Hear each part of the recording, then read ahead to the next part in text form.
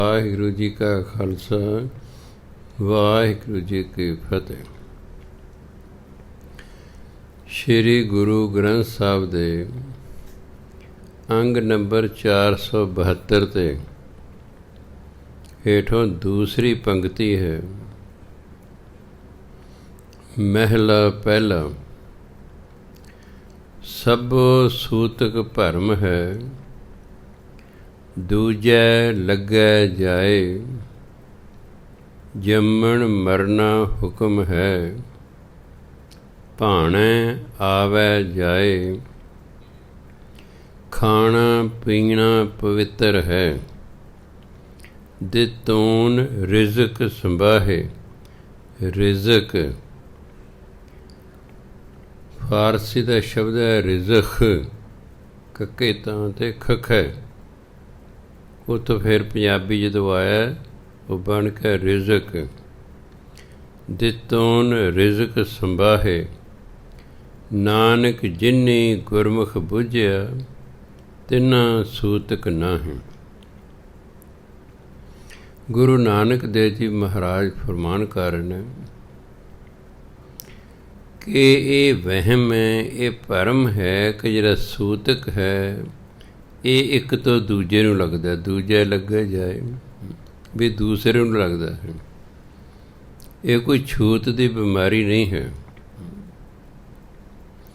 ਛੂਤ ਦੀ ਬਿਮਾਰੀ ਤਾਂ ਉਹ ਹੁੰਦੀ ਹੈ ਬਿਮਾਰ ਨੂੰ ਆਪਾਂ ਛੋਹ ਲਈਏ ਆਪਾਂ ਵੀ ਬਿਮਾਰ ਹੋ ਜਾਣਾ। ਜਿਵੇਂ ਅੱਜ ਕੱਲ੍ਹ ਕਰੋਨਾ ਚੱਲ ਰਿਹਾ ਹੈ। ਕਰੋਨਾ ਜਿਹਨੂੰ ਵਾਕਈ ਕਰੋਨਾ ਹੋ ਗਿਆ ਹੈ, ਕਈਆਂ ਦਾ ਜੇ ਡਾਊਟ ਹੁੰਦਾ, ਕਈਆਂ ਨੂੰ ਵਾਕਈ ਕਰੋਨਾ ਹੁੰਦਾ। ਜੇ ਆਪਾਂ ਉਸ ਨੂੰ ਛੂਹਾਂਗੇ ਤਾਂ ਆਪਾਂ ਨੂੰ ਵੀ ਕਰੋਨਾ ਹੋ ਸਕਦਾ ਹੈ। ਜਿਵੇਂ TB ਹੈ, ਇਹ ਛੂਤ ਦੀ ਬਿਮਾਰੀ ਨਹੀਂ, ਇਹ ਸਾਹ ਦੀ ਬਿਮਾਰੀ ਹੈ। TB ਵਾਲੇ ਬੰਦੇ ਦਾ ਜਿਹੜਾ ਸਾਹ ਹੈ ਜੋ ਸਾਡੇ ਅੰਦਰ ਜਾਵੇਗਾ, ਸਾਨੂੰ TB ਹੋ ਸਕਦੀ ਹੈ। ਹੱਥ ਲਾਉਣ ਨਾਲ ਨਹੀਂ ਹੁੰਦੀ। ਇਹ ਜਿਹੜਾ ਸੂਤਕ ਹੈ, ਖਾਸ ਕਰ ਜਿਹੜੇ ਹਿੰਦੂ ਧਰਮ 'ਚ ਮੰਨਿਆ ਜਾਂਦਾ ਹੈ ਵੀ ਬੱਚਾ ਜੰਮਣ 'ਤੇ ਜਾਂ ਬੰਦੇ ਦੇ ਮਰਨ 'ਤੇ ਘਰ ਜਿਹੜਾ ਅਪਵਿੱਤਰ ਹੋ ਜਾਂਦਾ ਹੈ। ਕਹਿੰਦੇ ਗੁਰੂ ਮਹਾਰਾਜ ਕਹਿੰਦੇ ਸਾਰਾ ਭਰਮ ਹੈ। ਸੂਤਕ ਇੱਕ ਤੋਂ ਦੂਸਰੇ ਨੂੰ ਨਹੀਂ ਲੱਗਦਾ, ਇਹਦਾ ਦੂਸਰੇ 'ਤੇ ਕੋਈ ਅਸਰ ਨਹੀਂ ਹੁੰਦਾ। ਜੰਮਣ ਮਰਨਾ ਹੁਕਮ ਹੈ, ਭਾਣੈ ਆਵੈ ਜਾਏ। ਨਾ ਅਸੀਂ ਆਪਣੀ ਮਰਜ਼ੀ ਨਾਲ ਪੈਦਾ ਹੋਏ, ਨਾ ਅਸੀਂ ਆਪਣੀ ਮਰਜ਼ੀ ਨਾਲ ਮਰ ਸਕਦੇ ਹਾਂ।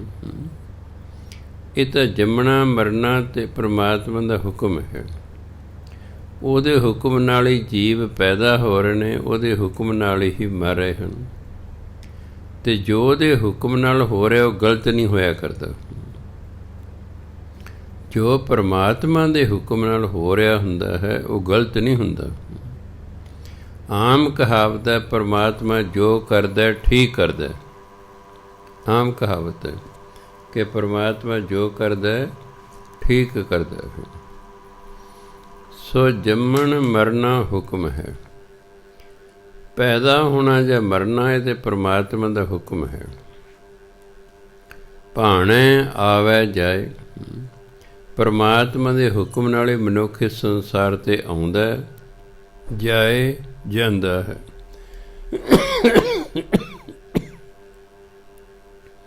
ਇਹ ਨਾ ਆਪਣੀ ਮਰਜ਼ੀ ਨਾਲ ਅਸੀਂ ਆਏ ਹਾਂ, ਨਾ ਆਪਣੀ ਮਰਜ਼ੀ ਨਾਲ ਜਾ ਸਕਦੇ ਹਾਂ।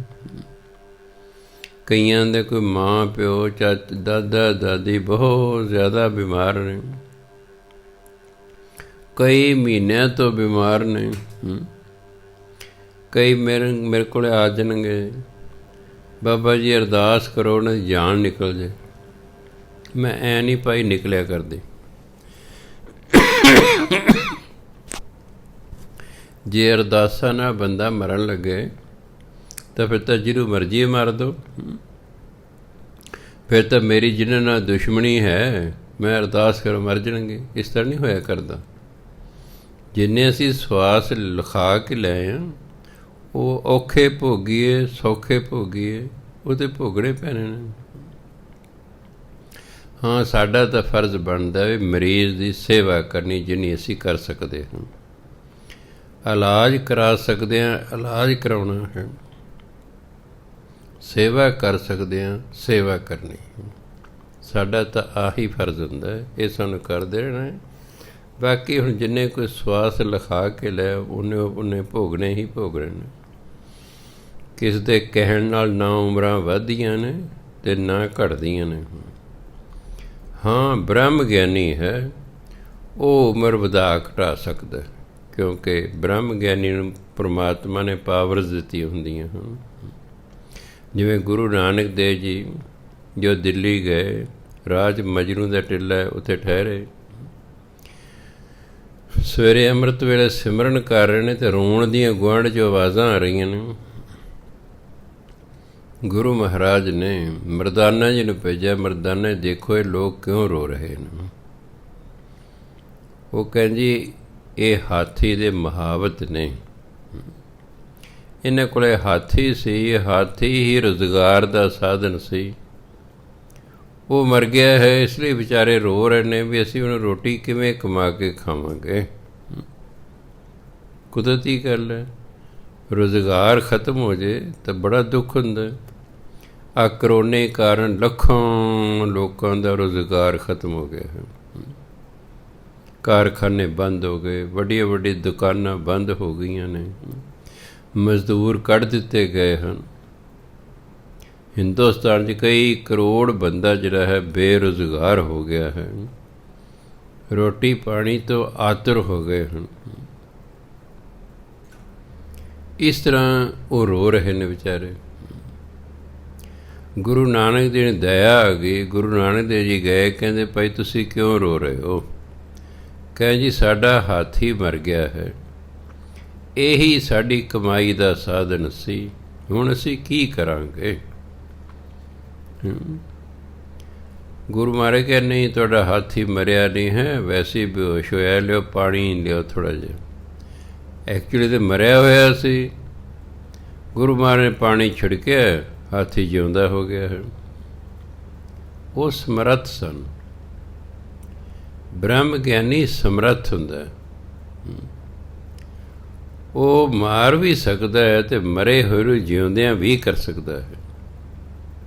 ਜਿਵੇਂ 6ਵੇਂ ਪਾਤਸ਼ਾਹ ਦੇ ਸਾਹਿਬਜ਼ਾਦੇ ਬਾਬਾ ਅਟੱਲ ਰਾਏ ਜੀ ਜਨਮ ਤੋਂ ਹੀ ਬ੍ਰਹਮ ਗਿਆਨੀ ਸਨ। ਅਜੇ ਸਿਰਫ 9 ਸਾਲ ਦੇ ਨੇ। ਉਹਨਾਂ ਦਾ ਦੋਸਤ ਮੋਹਨ ਮਰ ਗਿਆ ਹੈ।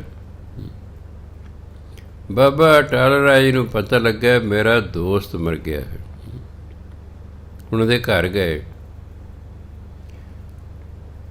ਆਵਾਜ਼ ਮਾਰੀ ਜਾ ਕੇ, ਮੋਹਨ ਪਿਆ ਖੇਡੀਏ।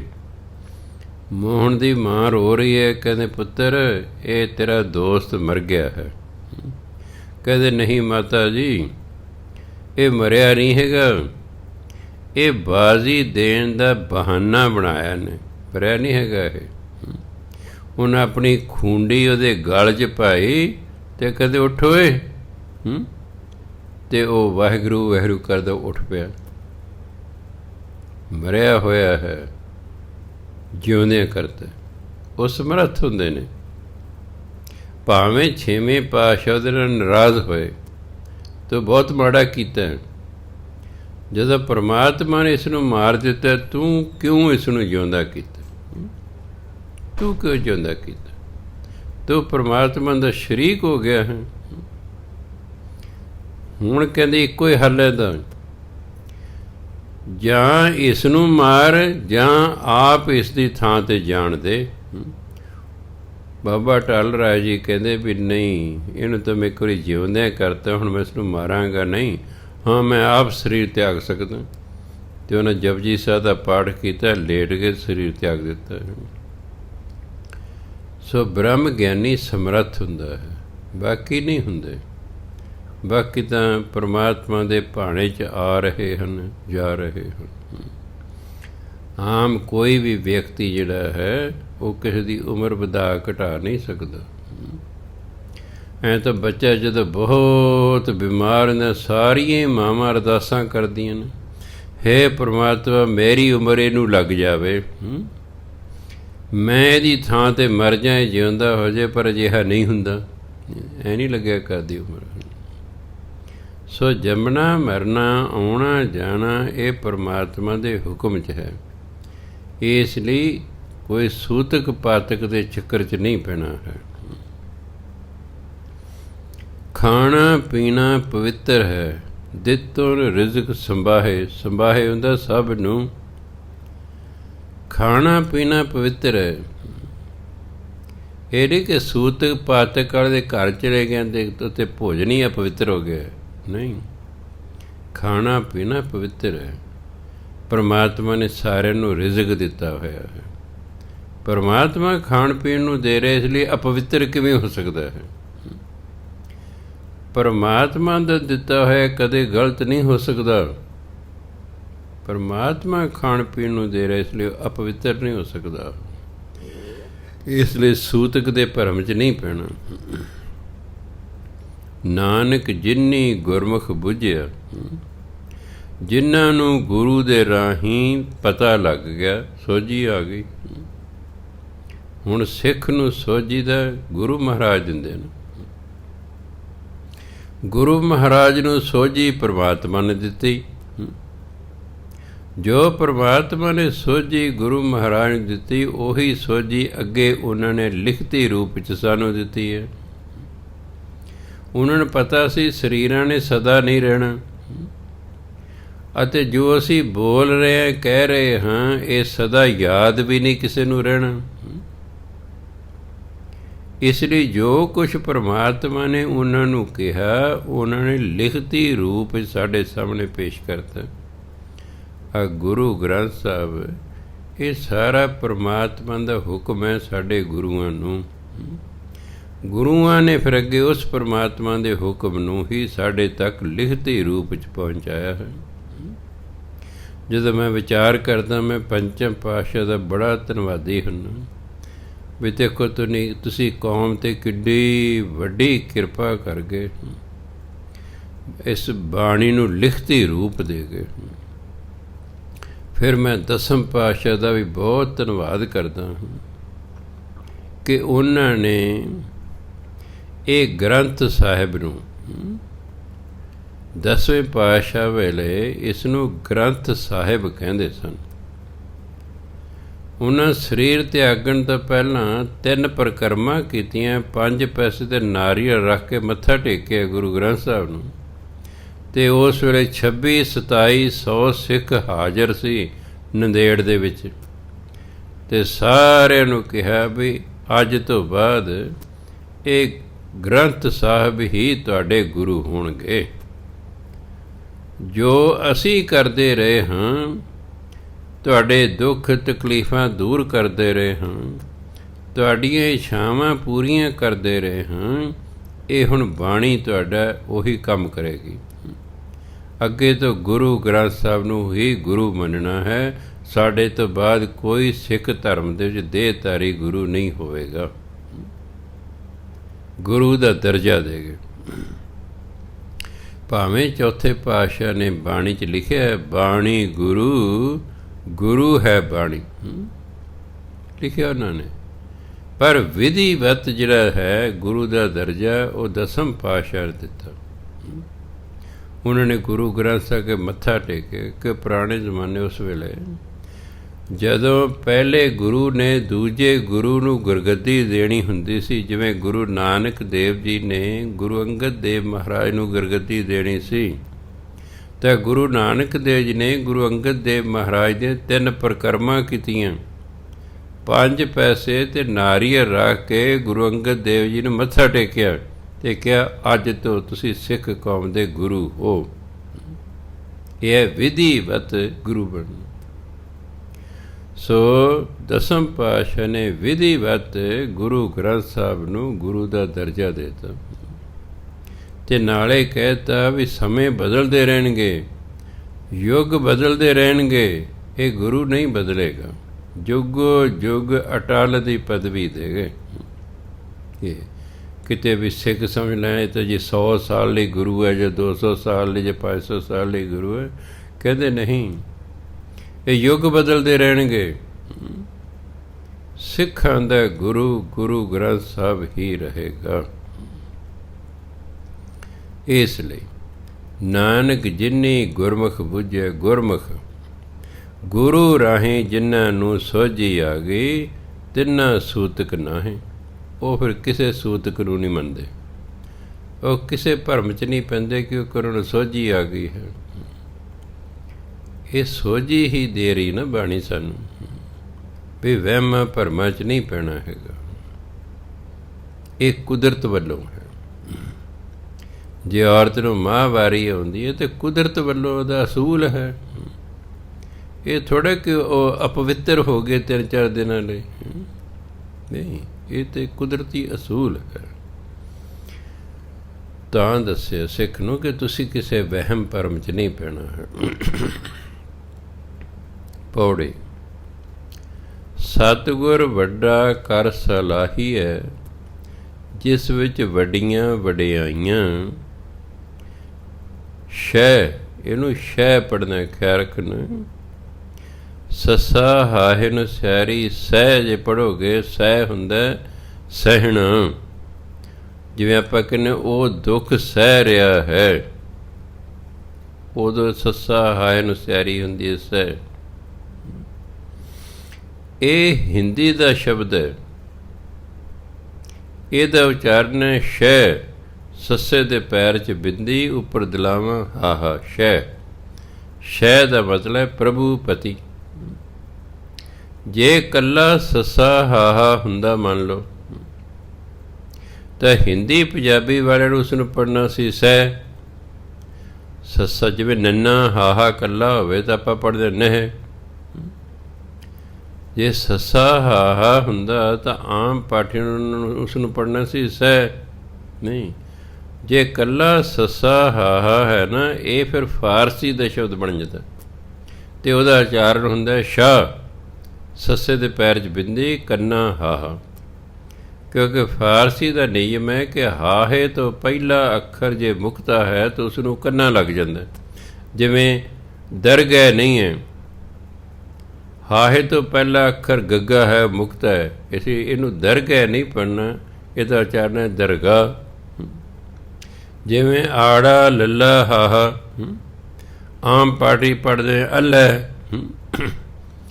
ਇਹ ਹਿੰਦੀ ਪੰਜਾਬੀ ਦਾ ਸ਼ਬਦ ਨਹੀਂ ਹੈ ਵੀ ਇਹਨੂੰ ਉਹਦੇ ਨਿਯਮ ਅਨੁਸਾਰ ਪੜ੍ਹਨਾ। ਇਹ ਤਾਂ ਅਰਬੀ ਦਾ ਸ਼ਬਦ ਹੈ, ਫਾਰਸੀ ਦਾ ਸ਼ਬਦ ਹੈ, ਅਤੇ ਉਹਦੇ ਵਿੱਚ ਉਚਾਰਨ ਹੈ ਆੜਾ ਲੱਲਾ ਹਾਹਾ। ਹਾਹੇ ਤੋਂ ਪਹਿਲਾਂ ਹੈਗਾ ਲੱਲਾ, ਲੱਲਾ ਹੈਗਾ ਮੁਕਤਾ, ਇਸ ਲਈ ਫਾਰਸੀ 'ਚ ਕੰਨਾ ਲਾ ਕੇ ਬੋਲਦੇ ਨੇ ਅੱਲਾਹ। ਉਹਨੂੰ ਅੱਲ੍ਹ ਨਹੀਂ ਪੜ੍ਹਨਾ, ਅੱਲਾਹ।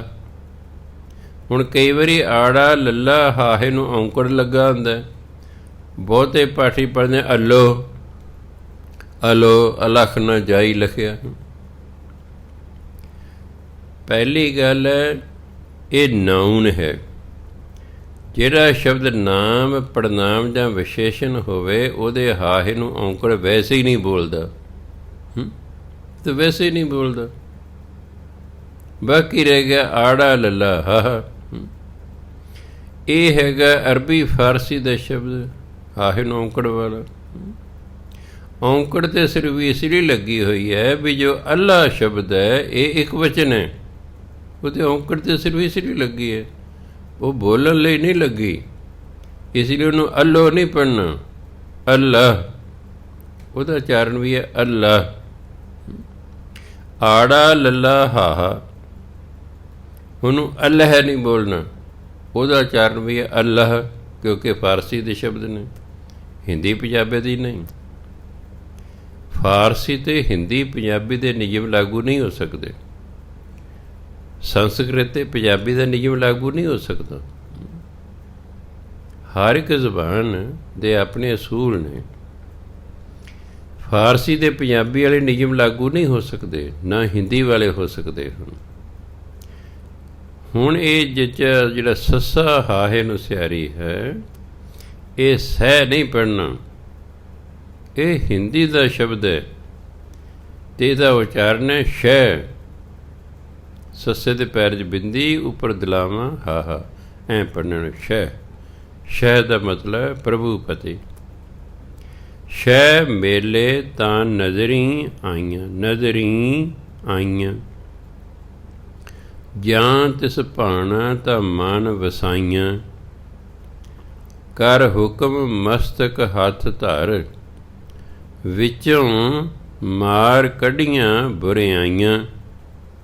ਸ਼ੈ ਤੁਠੈ ਨੌ ਨਿਧ ਪਾਈਆਂ।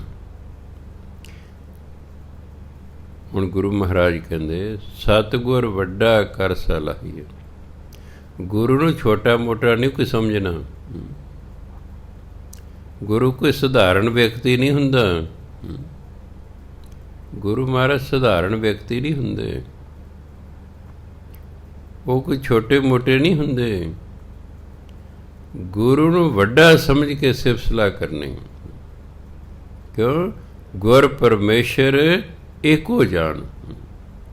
ਗੁਰੂ ਅਤੇ ਪਰਮੇਸ਼ਰ ਦੇ ਵਿੱਚ ਕੋਈ ਫਰਕ ਨਹੀਂ ਸਮਝਣਾ। ਸਿਰਫ ਇੰਨਾ ਹੈ ਕਿ ਇੱਕ ਸਰਗੁਣ ਸਰੂਪ ਹੈ, ਦੂਜਾ ਨਿਰਗੁਣ ਸਰੂਪ ਹੈ। ਪਰਮੇਸ਼ਰ ਦਾ ਸਰਗੁਣ ਸਰੂਪ ਗੁਰੂ ਹੈ, ਪਰਮੇਸ਼ਰ ਆਪ ਨਿਰਗੁਣ ਸਰੂਪ 'ਚ। ਹੁਣ ਆਖਰ ਪਰਮੇਸ਼ਰ ਨੇ ਸਾਨੂੰ ਕੋਈ ਸਿੱਖਿਆ ਦੇਣੀ ਹੈ, ਸਾਨੂੰ ਕੋਈ ਹੁਕਮ ਦੇਣਾ ਹੈ। ਨਾ ਉਹ ਸਾਨੂੰ ਦਿਸਦਾ, ਨਾ ਉਹ ਸਾਨੂੰ ਸੁਣਦਾ। ਨਾ ਉਹ ਸਾਨੂੰ ਦਿਸਦਾ, ਨਾ ਉਹ ਸਾਨੂੰ ਸੁਣਦਾ। ਹੁਣ ਜਿਨ੍ਹਾਂ ਨੂੰ ਦਿਸਦਾ ਅਤੇ ਸੁਣਦਾ ਹੈ, ਉਹਨਾਂ ਨੂੰ ਹੀ ਫਿਰ ਪਰਮਾਤਮਾ ਨੇ ਸਿੱਖਿਆ ਦਿੱਤੀ, ਆਪਣਾ ਸੰਦੇਸ਼ ਦਿੱਤਾ, ਆਪਣਾ ਹੁਕਮ ਦਿੱਤਾ ਕਿ ਮੇਰਾ ਹੁਕਮ ਜਿਹੜਾ ਹੈ ਇਹ ਲੋਕਾਂ ਤੱਕ ਪਹੁੰਚਾਓ। ਇਸ ਲਈ ਗੁਰੂ ਨੂੰ ਪਰਮਾਤਮਾ ਦਾ ਸਰਗੁਣ ਸਰੂਪ ਮੰਨਿਆ ਗਿਆ ਹੈ। ਵੀ ਗੁਰੂ ਪਰਮਾਤਮਾ ਦਾ ਸਰਗੁਣ ਸਰੂਪ। ਸਰਗੁਣ ਸਰੂਪ ਹੁੰਦਾ ਜਿਹੜਾ ਇਹਨਾਂ ਅੱਖਾਂ ਨਾਲ ਦਿਸੇ। ਨਿਰਗੁਣ ਸਰੂਪ ਹੁੰਦਾ ਜਿਹੜਾ ਇਹਨਾਂ ਅੱਖਾਂ ਨਾਲ ਨਾ ਦਿਸੇ। ਪਰਮਾਤਮਾ ਇਹਨਾਂ ਅੱਖਾਂ ਨਾਲ ਨਹੀਂ ਦਿਸਦਾ। ਕਿਉਂ? ਗੁਰਬਾਣੀ ਕਹਿੰਦੇ ਸੇ ਅਖੜੀਆਂ ਬੇਅੰਨ ਜਿਨ੍ਹਾਂ ਡਸੰਦੋ ਮਾਪਰੀ। ਉਹ ਅੱਖਾਂ ਹੀ ਹੋਰ ਨੇ ਜਿਨ੍ਹਾਂ ਨੇ ਮੇਰੇ ਪ੍ਰਭੂ ਪਤੀ ਨੂੰ ਵੇਖਿਆ ਹੈ। ਉਹ ਅੰਦਰਲੀ ਅੱਖਾਂ ਹੈ, ਉਹ ਦਿਵ ਦ੍ਰਿਸ਼ਟੀ ਹੈ। ਜਦੋਂ ਅੰਦਰਲੀਆਂ ਅੱਖਾਂ ਖੁੱਲ੍ਹਦੀਆਂ ਫਿਰ ਅੰਦਰ ਵਸਦਾ ਪਰਮਾਤਮਾ ਦਿਸਦਾ ਹੈ। ਇਸ ਲਈ ਸਤਿਗੁਰੂ ਨੂੰ ਵੱਡਾ ਕਰਕੇ ਸਮਝਣਾ, ਮਹਾਨ ਵਿਅਕਤੀ ਸਮਝਣਾ। ਸਤਿਗੁਰ ਵੱਡਾ ਕਰ ਸਲਾਹੀ ਹੈ, ਜਿਸ ਵਿੱਚ ਵੱਡੀਆਂ ਵਡਿਆਈਆਂ। ਕਿਉਂਕਿ ਉਹ 'ਚ ਵਡਿਆਈਆਂ ਬਹੁਤ ਹੁੰਦੀਆਂ ਨੇ। ਵਡਿਆਈਆਂ ਕਾਰਨ ਹੀ ਕੋਈ ਵੱਡਾ ਹੁੰਦਾ। ਵਡਿਆਈਆਂ ਕਾਰਨ ਹੀ ਵੱਡਾ ਹੁੰਦਾ ਬੰਦਾ। ਅਤੇ ਗੁਰੂ 'ਚ ਕਹਿੰਦੇ ਵੱਡੀਆਂ ਵਡਿਆਈਆਂ ਨੇ, ਇਸ ਲਈ ਉਹਨੂੰ ਵੱਡਾ ਸਮਝ ਕੇ ਉਹਦੀ ਸਿਫਤ ਸਲਾਹ ਕਰ ਰਹੀ। ਸ਼ੈ ਮੇਲੇ ਤਾਂ ਨਜ਼ਰੀਆਂ ਆਈਆਂ। ਗੁਰੂ ਦੀਆਂ ਵਡਿਆਈਆਂ ਵੀ ਉਸ ਬੰਦੇ ਨੂੰ ਹੀ ਦਿਸਦੀਆਂ ਨੇ ਜਿਹਨੂੰ ਪਰਮਾਤਮਾ ਗੁਰੂ ਦੇ ਨਾਲ ਮਿਲਾ ਦੇਵੇ। ਸ਼ੈ ਪਰਮਾਤਮਾ ਨੂੰ। ਸ਼ੈ ਮੇਲੇ ਤਾਂ ਨਜ਼ਰੀਆਂ ਆਈਆਂ। ਪਰਮਾਤਮਾ ਨੇ ਜਦੋਂ ਮਨੁੱਖ ਨੂੰ ਗੁਰੂ ਨਾਲ ਮਿਲਾਇਆ, ਫਿਰ ਇਸ ਮਨੁੱਖ ਨੂੰ ਗੁਰੂ ਦੀਆਂ ਵਡਿਆਈਆਂ ਦਿਸੀਆਂ। ਨਜ਼ਰੀਆਂ ਆਈਆਂ, ਦਿਸੀਆਂ। ਇਨ ਅੱਖਾਂ ਨਾਲ ਵਡਿਆਈਆਂ ਦਿਸੀਆਂ। ਕਿਉਂਕਿ ਜਿੰਨਾ ਚਿਰ ਆਪਾਂ ਕਿਸੇ ਨਾਲ ਵਰਤਦੇ ਹੀ ਨਹੀਂ, ਸਿਆਣੇ ਕਹਿੰਦੇ ਰਾਹ ਪਿਆ ਜਾਣੀਏ ਜਾਂ ਵਾਹ ਪਿਆ ਜਾਣੀਏ। ਦੂਸਰੇ ਨੂੰ ਅਸੀਂ ਤਾਂ ਹੀ ਜਾਣ ਸਕਦੇ ਹਾਂ ਜੇ ਉਹ ਸਾਡੇ ਨਾਲ ਸਫ਼ਰ ਕਰ ਰਿਹਾ ਹੈ ਜਾਂ ਸਾਨੂੰ ਉਹਦੇ ਤੱਕ ਕੰਮ ਪੈ ਗਿਆ ਹੈ, ਸਾਡਾ ਉਹਦੇ ਨਾਲ ਕੋਈ ਸੰਬੰਧ ਜੁੜਿਆ ਹੈ। ਫਿਰ ਸਾਨੂੰ ਉਹਦੇ ਬਾਰੇ ਅਸਲ ਪਤਾ ਲੱਗੂਗਾ, ਇਹ ਬੰਦਾ ਵਧੀਆ ਹੈ, ਘਟੀਆ, ਕਿਹੋ ਜਿਹਾ ਨਹੀਂ। ਦੂਰੋਂ ਕੀ ਪਤਾ ਲੱਗਦਾ? ਹਾਂ, ਸ਼ਹਿ ਮੇਲੇ ਤਾਂ ਨਜ਼ਰੀ ਆਈਆਂ। ਪਰਮਾਤਮਾ ਨੇ ਜਦੋਂ ਮਨੁੱਖ ਨੂੰ ਗੁਰੂ ਨਾਲ ਮਿਲਾਇਆ, ਫਿਰ ਇਸ ਮਨੁੱਖ ਨੂੰ ਗੁਰੂ ਦੀਆਂ ਵਡਿਆਈਆਂ ਦਿਸਣ ਲੱਗ ਪਈਆਂ। ਜਾਂ ਤਿਸ ਭਾਣਾ ਤਾਂ ਮਨ ਵਸਾਈਆਂ। ਜਦੋਂ ਪਰਮਾਤਮਾ ਨੂੰ ਚੰਗਾ ਲੱਗਾ, ਉਹਨੇ ਗੁਰੂ ਦੀਆਂ ਵਡਿਆਈਆਂ ਨੂੰ ਮਨੁੱਖ ਦੇ ਮਨ ਵਿੱਚ ਵਸਾ ਦਿੱਤਾ। ਗੁਰੂ ਦੀਆਂ ਵਡਿਆਈਆਂ ਮਨੁੱਖ ਦੇ ਮਨ 'ਚ ਵਸਾ ਦਿੱਤੀਆਂ। ਫਿਰ ਮਨੁੱਖ ਨੂੰ ਵਿਸ਼ਵਾਸ ਹੋ ਗਿਆ ਕਿ ਮੇਰਾ ਗੁਰੂ ਮਹਾਨ ਹੈ, ਇਹ ਰੱਬ ਰੂਪ ਹੈ। ਕਰ ਹੁਕਮ ਮਸਤਕ ਹੱਥ ਧਰ, ਪਰਮਾਤਮਾ ਨੇ ਆਪਣੇ ਹੁਕਮ ਨਾਲ ਮਨੁੱਖ ਦੇ ਸਿਰ 'ਤੇ ਹੱਥ ਰੱਖਿਆ। ਮਸਤਕ ਹੁੰਦਾ ਮੱਥਾ, ਮੱਥੇ 'ਤੇ ਹੱਥ ਰੱਖਣ ਦਾ ਭਾਵ ਹੈ ਸਿਰ 'ਤੇ ਹੱਥ ਰੱਖਣਾ। ਪਰਮਾਤਮਾ ਨੇ ਆਪਣੇ ਹੁਕਮ ਨਾਲ ਮਨੁੱਖ ਦੇ ਸਿਰ 'ਤੇ ਆਪਣਾ ਮਿਹਰ ਭਰਿਆ ਹੱਥ ਰੱਖਿਆ। ਫਿਰ ਕੀ ਹੋਇਆ? ਵਿੱਚੋਂ ਮਾਰ ਕੱਢੀਆਂ ਬੁਰਾਈਆਂ। ਬੰਦੇ ਦੇ ਅੰਦਰ ਜਿੰਨੀਆਂ ਬੁਰਾਈਆਂ ਸਨ ਉਹ ਸਾਰੀਆਂ ਹੀ ਕੱਢਤੀਆਂ, ਸਾਰੀਆਂ ਕੱਢ। ਪਰਮਾਤਮਾ ਦਾ ਹੱਥ ਸਿਰ 'ਤੇ ਭਾਵੇਂ ਨਾ ਵੀ ਰੱਖੇ, ਜੇ ਉਂਝ ਚਾਹੇ ਤਾਂ ਉਂਝ ਹੀ ਹੋ ਜਾਂਦਾ ਹੈ। ਗੁਰੂ ਮਹਾਰਾਜ ਕਿਸੇ 'ਤੇ 2-3 ਤਰੀਕੇ ਨਾਲ ਕਿਰਪਾ ਕਰਦੇ ਨੇ। ਇੱਕ ਤੇ ਬੋਲ ਕੇ, ਜਾ ਵੀ ਤੇਰਾ ਕੰਮ ਹੋ ਜਾਏਗਾ। ਇੱਕ ਉਹਦੇ ਵੱਲ ਵੇਖ ਕੇ, ਇੱਕ ਉਹਦੇ ਸਿਰ 'ਤੇ ਹੱਥ ਰੱਖ ਕੇ। 3 ਤਰੀਕੇ ਨਾਲ ਗੁਰੂ ਮਹਾਰਾਜ ਆਪਣੇ ਸਿੱਖ 'ਤੇ ਕਿਰਪਾ ਕਰਦੇ ਨੇ। ਜੋ ਚਾਹੁਣ ਤਾਂ ਸਿਰ 'ਤੇ ਹੱਥ ਰੱਖ ਕੇ। 8ਵੇਂ ਪਾਤਸ਼ਾਹ ਨੇ ਹੱਥ ਵੀ ਨਹੀਂ ਰੱਖਿਆ ਸੀ ਛੱਜੂ ਝਿਉਰ ਦੇ, ਸਿਰਫ ਆਪਣੀ ਸੋਟੀ ਹੀ ਰੱਖੀ ਹੋਈ ਸੀ। ਸਿਰਫ ਆਪਣੀ ਸੋਟੀ ਹੀ ਛੱਜੂ ਰਾਮ ਦੇ ਸਿਰ 'ਤੇ ਰੱਖੀ। ਉਹਨੂੰ ਬ੍ਰਹਮ ਗਿਆਨੀ ਬਣਾਤਾ, ਉਹਨੂੰ ਵਿਦਵਾਨ ਬਣਾਤਾ ਸੰਸਕ੍ਰਿਤ ਦਾ। ਗੀਤਾ ਦੇ ਸ਼ਲੋਕਾਂ ਦੇ ਵਿਦਵਾਨਾਂ ਦੀ ਤਰ੍ਹਾਂ ਅਰਥ ਤੇ ਵਿਆਖਿਆ ਕਰ ਰਿਹਾ ਹੈ। ਸੋ ਪਰਮਾਤਮਾ ਦੀ ਮਰਜ਼ੀ ਹੈ, ਜਦੋਂ ਕਿਤੇ ਸਿਰ 'ਤੇ ਹੱਥ ਰੱਖਦਾ ਸਾਰੀਆਂ ਅੰਦਰੋਂ ਬੁਰਾਈਆਂ ਕੱਢ ਦਿੰਦਾ ਹੈ, ਸਾਰੀ ਬੁਰਾਈ ਨਿਕਲ ਜਾਂਦੀ। ਜਦੋਂ ਗੁਰੂ ਨਾਨਕ ਦੇਵ ਜੀ ਮਹਾਰਾਜ ਰਾਜਾ ਸ਼ਿਵ ਨਾਮ ਨੂੰ ਮਿਲਣ ਗਏ, ਮਾਲੀ ਨੇ ਜਾ ਕੇ ਕਿਹਾ ਵੀ ਰਾਜਨ, ਜਿਸ ਨੂੰ ਤੁਸੀਂ ਰੋਜ਼ ਉਡੀਕਦੇ ਸੀ ਸ਼ਾਇਦ ਉਹ ਅੱਜ ਆ ਗਿਆ ਹੈ। ਉਹ ਕਹਿੰਦੇ ਕਿਵੇਂ? ਕਿ ਜੇ ਆਪਣਾ ਬਾਗ 3 ਸਾਲਾਂ ਤੋਂ ਸੁੱਕਾ ਹੋਇਆ ਸੀ, ਉਹਨਾਂ ਨੇ ਜਿਉਂ ਹੀ ਆਪਣੇ ਚਰਨ ਬਾਗ 'ਚ ਪਾਏ, ਬਾਗ ਨਾਲ ਦੀ ਨਾਲ ਹਰਾ ਭਰਾ ਹੋ ਗਿਆ ਹੈ, ਅਤੇ ਮੈਂ ਤਾਂ ਹੱਕਾ ਬੱਕਾ ਰਹਿ ਗਿਆ। ਸ਼ਾਇਦ ਗੁਰੂ ਨਾਨਕ ਆ ਗਏ। ਆਖਰ ਉਹ ਰਾਜਾ ਸੀ, ਪਰਖ ਕਰਿਆ ਕਰ। ਜਿਹੜਾ ਵੀ ਸਾਧੂ ਹੁੰਦਾ ਸੀ ਨਾ, ਪਰਖ ਕਰਦਾ ਸੀ। ਉਹਨੇ ਬਹੁਤ ਸੁੰਦਰ ਔਰਤਾਂ ਭੇਜਤੀਆਂ ਵੀ ਜੋ ਨਾਚ ਗਾਣੇ ਕਰੋ, ਹਾ ਭਾਵ ਕਰੋ। ਜੇ ਤਾਂ ਸਾਧ ਗਿਆ ਡੋਲ, ਫਿਰ ਤਾਂ ਫਿਰ ਉਹ ਗੁਰੂ ਨਾਨਕ ਨਹੀਂ, ਅਤੇ ਜੇ ਨਾ ਡੋਲਿਆ ਤਾਂ ਫਿਰ ਗੁਰੂ ਨਾਨਕ ਹੀ ਹੋਣਗੇ। ਹੁਣ ਬੀਬੀਆਂ ਜਦੋਂ ਗੁਰੂ ਨਾਨਕ ਦੇ ਨੇੜੇ ਪਹੁੰਚੇ, ਗੁਰੂ ਮਹਾਰਾਜ ਦੇਖਿਆ ਇਹਨਾਂ ਦਾ ਮਨ ਮੈਲਾ ਹੈ। ਜਦ ਨੇੜੇ ਆਏ, ਗੁਰੂ ਮਹਾਰਾਜ ਉਹਨਾਂ ਦੇ ਵੱਲ ਨਿਗਾਹ ਭਰ ਕੇ ਤੱਕਿਆ। ਜਦੋਂ ਨਿਗਾਹ ਭਰ ਕੇ ਤੱਕਿਆ ਨਾ ਬੀਬੀਆਂ ਵੱਲ, ਸਾਰੀ ਅੰਦਰਲੀ ਮੈਲ ਧੋ ਕੇ ਸ਼ੁੱਧ ਅਤੇ ਪਵਿੱਤਰ ਕਰਤੀ। ਉਹ ਤਾਂ ਉੱਥੇ ਚੌਂਕੜੀ ਮਾਰ ਕੇ ਬਹਿ ਗਈ, ਅੱਖਾਂ ਬੰਦ ਕਰਕੇ ਸਮਾਧੀ ਲੱਗ ਗਈ।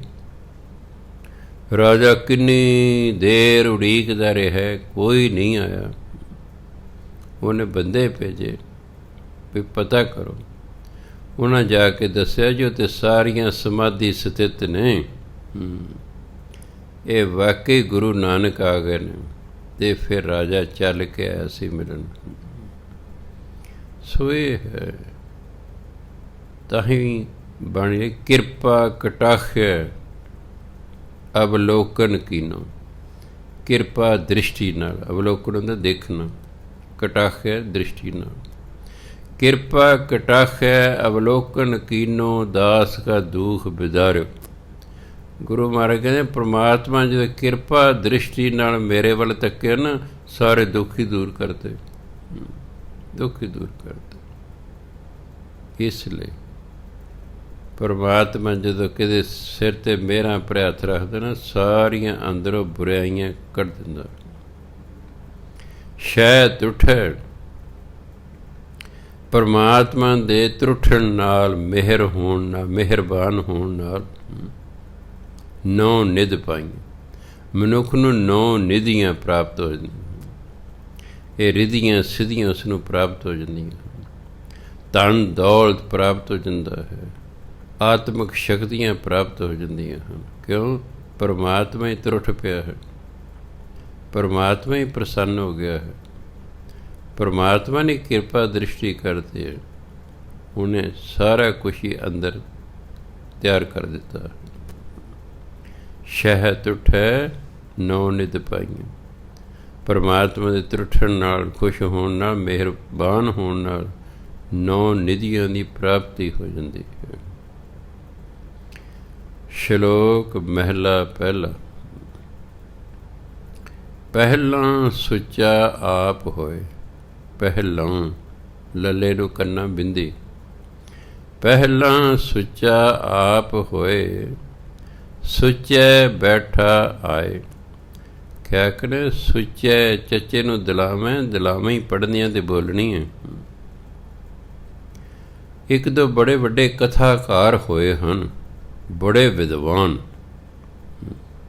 ਜਦੋਂ ਮੈਂ ਕਥਾ ਸੁਣਦਾ ਸੀ, ਮੈਂ ਕਹਿੰਦਾ ਕਿੰਨਾ ਗਿਆਨ ਹੈ ਇਹਨਾਂ ਬੰਦਿਆਂ ਨੂੰ, ਪਰ ਉਹਨੂੰ ਦਿਲਾਵਾਂ ਨਹੀਂ ਸੀ ਬੋਲਣੀਆਂ ਆਉਂਦੀਆਂ। ਉਹ ਸਾਰੀ ਉਮਰ ਦਿਲਾਵਾਂ ਨੂੰ ਲਾ ਹੀ ਬੋਲਦੇ ਰਹੇ। ਕੱਚ ਰਹਿ ਜਾਂਦਾ ਕਈ ਵਾਰੀ। ਐਡੇ ਵੱਡੇ ਵਿਦਵਾਨ ਸਿੱਖ ਧਰਮ ਦੇ, ਪਰ ਉਹਨਾਂ ਨੂੰ ਦਿਲਾਵਾਂ ਨਹੀਂ ਸੀ ਬੋਲਣੀਆਂ। ਬੜੇ ਧਿਆਨ ਨਾਲ ਬਾਣੀ ਪੜ੍ਹਨੀ ਹੈ। ਲਾਂ ਬੋਲਾਂਗੇ ਹੋਰ ਅਰਥ ਹੋ ਜਾਂਦਾ ਹੈ, ਦਿਲਾਵਾਂ ਬੋਲਾਂਗੇ ਹੋਰ ਅਰਥ ਹੋ ਜਾਂਦਾ ਹੈ। ਪਹਿਲਾਂ ਸੁੱਚਾ ਆਪ ਹੋਏ, ਸੁੱਚੇ ਬੈਠਾ ਆਏ। ਸੁੱਚੇ ਅੱਗੇ ਰੱਖਿਓਨ, ਕੋਈ ਨਾ ਭਿਟਿਓ ਜਾਏ। ਸੁੱਚਾ ਹੋਏ ਕੈ ਜੀਵਿਆ, ਲੱਗਾ ਪੜ੍ਹਨ ਸ਼ਲੋਕ। ਕੁਹਥੀ ਕਹਿ ਰੱਖਣਾ। ਬਹੁਤ ਸਾਰੇ ਪਾਠੀ ਇਸ ਨੂੰ ਕੁਹਥੀ ਬੋਲ ਦਿੰਦੇ ਨੇ। ਇਹ ਕੁਹਥੀ ਸ਼ਬਦ ਹੈ। ਬੋਲੋ ਕੁਹਥੀ, ਕੋਥੀ, ਕੋਥੀ। ਹਾਂ, ਇਹਨੂੰ ਕੁਹਥੀ ਨਹੀਂ ਬੋਲਣਾ। ਕੋਥੀ ਹਿੰਦੀ ਦਾ ਸ਼ਬਦ ਹੈ ਜਿਹਦਾ ਅਰਥ ਹੈ ਗੰਦੀ। ਕੁਹਥੀ ਮੈਨੇ ਗੰਦੀ। ਜਾਈ ਥਾਂ ਨੂੰ ਕਹਿੰਦੇ ਨੇ।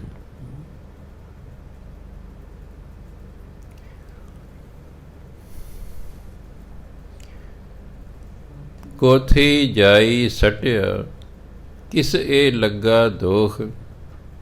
ਅੰਨ ਦੇਵਤਾ, ਪਾਣੀ ਦੇਵਤਾ, ਬੈਸੰਤਰ ਦੇਵਤਾ ਲੂਣ। ਪੰਜਵਾਂ ਪਾਇਆ ਘਿਰਤ, ਤਾਂ ਹੋਆ ਪਾਕ ਪਵਿੱਤ। ਪਾਪੀ ਸਿਉ ਤਨ ਗੱਡਿਆ, ਥੁੱਕਾਂ ਕੱਕੇ ਨੂੰ ਕੰਨਾ ਬਿੰਦੇ। ਥੁੱਕਾਂ ਪਈਆਂ, ਆੜੇ ਨੂੰ ਕੰਨਾ ਬਿੰਦੇ। ਥੁੱਕਾਂ ਪਈਆਂ ਤਿਤ, ਜਿਤ ਮੁਖ ਨਾਮ ਨਾ ਊਚਰੈ। ਊਚਰੈ ਬਿਨ ਨਾਮੈ ਰਸ ਖਾਹੇ। ਨਾਨਕ ਏਵੇਂ ਜਾਣੀਏ, ਤਿਤ ਮੁਖ ਥੁੱਕਾਂ ਪਾਹੇ।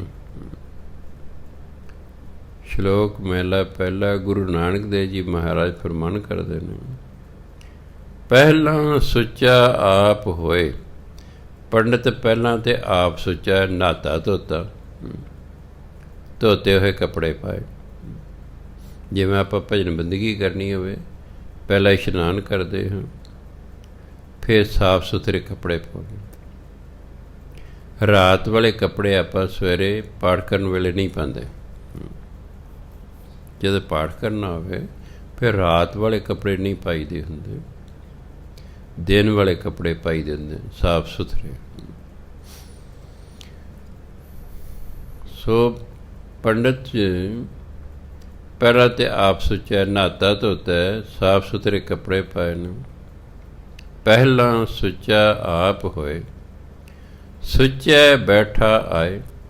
ਫਿਰ ਸੁੱਚੇ ਥਾਂ ਜਾ ਕੇ ਬੈਠ ਕੇ ਚੌਂਕਾ ਸੀ, ਪੋਚਾ ਪਾਚਾ ਫੇਰਿਆ ਸੀ। ਪੋਚਾ ਫੇਰਨ ਤੋਂ ਬਾਅਦ ਫਿਰ ਸਮਝਿਆ ਜਾਂਦਾ ਚੌਂਕਾ ਸੁੱਚਾ ਹੋ ਗਿਆ। ਜਿਵੇਂ ਆਪਾਂ ਭਾਂਡਾ ਮਾਂਜ ਲਈਏ ਤੇ ਆਪਾਂ ਕਹਿੰਦੇ ਭਾਂਡਾ ਸੁੱਚਾ ਹੋ ਗਿਆ। ਸੁੱਚੇ ਬੈਠਾ ਆਏ, ਬਸ ਸੁੱਚੀ ਥਾਂ 'ਤੇ ਆ ਕੇ ਪੰਡਤ ਜੀ ਬੈਠ ਗਏ। ਸੁੱਚੇ ਅੱਗੇ ਰੱਖਿਓਨ, ਹੁਣ ਪੰਡਤ ਸੁੱਚਾ ਹੈ, ਉਹਦੇ ਅੱਗੇ ਫਿਰ ਜੋ ਭੋਜਨ ਲਿਆ ਕੇ ਰੱਖਿਆ ਕੋਈ ਨਾ ਭਿਟਿਓ ਜਾਏ। ਘਰ ਦੇ ਜੀ ਕਹਿੰਦੇ ਭਾਈ ਇਹਨੂੰ ਹੱਥ ਨਾ ਲਾਇਓ, ਇਹਨੂੰ ਭਿੱਟ ਨਾ ਦਿਓ, ਪੰਡਤ ਜੀ ਨੇ ਖਾਣੇ। ਮੈਂ ਵੀ ਕਦੇ ਘਰ ਜਾਂਦਾ ਕਦੇ ਪਿੰਡ, ਉਹ ਕਹਿਣਗੇ ਭਾਈ ਬਾਬਾ ਜੀ ਆਏ ਨੇ, ਬਰਤਨ ਚੰਗੀ ਤਰ੍ਹਾਂ ਸਾਫ ਸੁਥਰੇ ਕਰ ਲਓ, ਜੂਠੇ ਹੱਥ ਨਾ ਲਾਇਓ, ਜੂਠੇ ਹੱਥ ਨਾ ਲਾਇਓ, ਜੂਠੇ ਹੱਥਾਂ ਨਾਲ ਨਹੀਂ ਵਰਤਾਉਣਾ, ਹੱਥ ਧੋ ਧੂ ਕੇ ਭੋਜਨ ਤਿਆਰ ਕਰਨਾ ਵਰਤਾਉਣਾ ਹੈ ਵੀ ਭਾਈ ਸਾਫ ਸੁਥਰਾ ਰੱਖਣਾ। ਸੁੱਚੇ ਅੱਗੇ ਰੱਖਿਓਨ ਕੋਈ ਨਾ ਭਿਟਿਓ ਜਾਏ। ਉਹ ਸੁੱਚੇ ਬ੍ਰਾਹਮਣ ਦੇ ਅੱਗੇ ਭੋਜਨ ਰੱਖਿਆ ਜਾਂਦਾ ਅਤੇ ਕਹਿ ਜਾਂਦਾ ਭਾਈ ਕੋਈ ਇਸ ਨੂੰ ਭਿਟਿਓ ਨਾ, ਛੋਇਓ ਨਾ।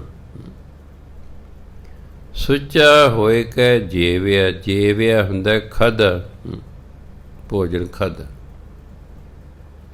ਪੰਡਤ ਨੇ ਸੁੱਚੇ ਹੋ ਕੇ ਸਾਫ ਸੁਥਰੇ ਹੋ ਕੇ ਉਹ ਭੋਜਨ ਖਾਧਾ।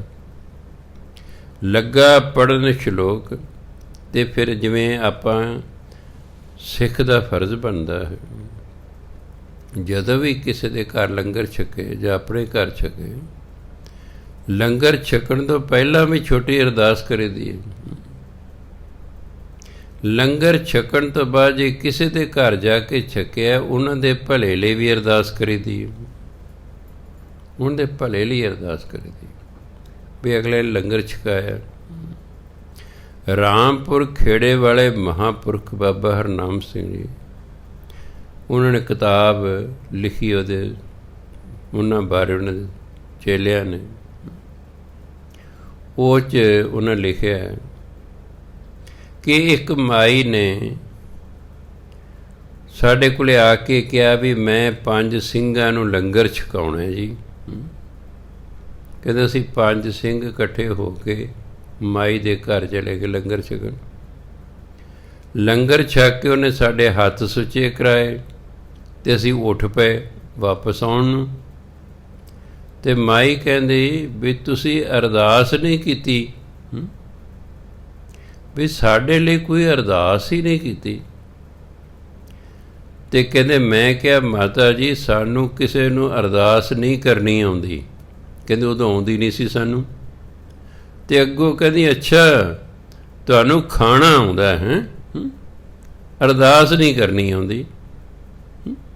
ਕਹਿੰਦੇ ਅਸੀਂ ਬੜੇ ਸ਼ਰਮਿੰਦੇ ਹੋਏ ਅਤੇ ਫਿਰ ਆ ਕੇ ਅਰਦਾਸਾਂ ਯਾਦ ਕੀਤੀਆਂ ਕਿ ਭਾਈ ਜਿਹਦਾ ਖਾਈਦਾ ਉਹਦੇ ਲਈ ਅਰਦਾਸ ਹੀ ਵਾਕਈ ਕਰੀਦੀ ਹੁੰਦੀ ਹੈ। ਉਹ ਹੀ ਨਹੀਂ ਖਾ ਕੇ ਤੁਰ ਆਉਣਾ। ਪਹਿਲਾਂ ਉਹਨੂੰ ਪੁੱਛੋ ਮਾਤਾ ਜੀ, ਵੀਰ ਜੀ, ਬਾਪੂ ਜੀ, ਜੋ ਵੀ ਹੈ ਵੀ ਕੀ ਅਰਦਾਸ ਕਰਾਉਣੀ ਹੈ ਤੁਸੀਂ। ਆਖਰ ਕਰੋ 5 ਸਿੰਘ ਸੱਦੇ ਨੇ, ਕਿਸੇ ਭਾਵਨਾ ਨੂੰ ਲੈ ਕੇ ਉਹ ਲੰਗਰ ਛਕਾਇਆ ਨਾ ਉਹਨਾਂ ਨੇ। ਉਹਨਾਂ ਦੀ ਉਹ ਭਾਵਨਾ ਹੈ ਵੀ ਸਾਡੀ ਇੱਛਾ ਪੂਰੀ ਹੋਵੇ। ਕੋਈ ਕਹਿੰਦੇ ਸਾਡੇ ਘਰ ਪੁੱਤਰ ਹੋਵੇ ਜੀ।